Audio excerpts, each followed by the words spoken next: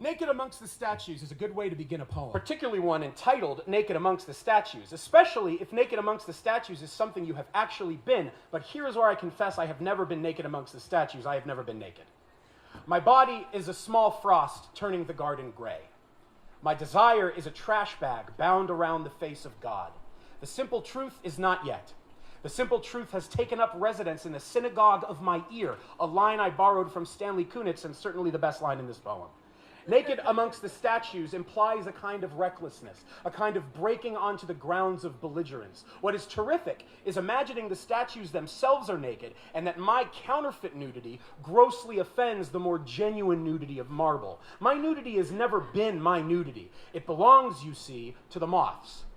One day in my hut, I will strip off my clothes, and my nudity, being this knockoff moon, this desperate, reckless, caved-in light, will seduce the moths toward it, and the moths, their urgent work being suicide, will hurl themselves into the glycerine and find their honor there. Understand, unclothed in my hut, I'll be provider of the final honor of moths, a vital responsibility, and so the statues will have to wait, and the garden will have to die, and my longing will be a tale told in the dark by the absence of my children.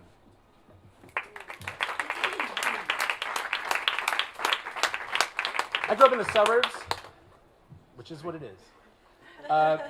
So I locked myself inside a star for 20 years. This is more body stuff. It's all metaphors. Everything's a metaphor for the body, you guys. It's like, oh man. Shouldn't have done those mushrooms. So I locked myself inside a star for 20 years. Touch was absolutely out of the question. I couldn't stop sweating.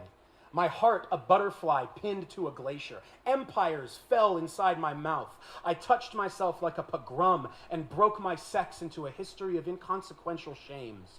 I wept viciously inside my own stomach and had it condemned. Within an upside-down bell, I drank silence, subsisted on the memory of someone else's hands. Wolves sang. I did not answer. I forgot their names. Mornings were the worst. Then there were days and evenings. Streetlights and darkened sycamore and suburban grief so full it made me foolish. I shattered my fist on the Lord's jaw. Sorrow sat, licking my wrists and my neck. I slept at its convenience. Oh, uncelebrated body. My sex was a lighthouse on the bottom of the ocean, shining shadows at the undersides of boats.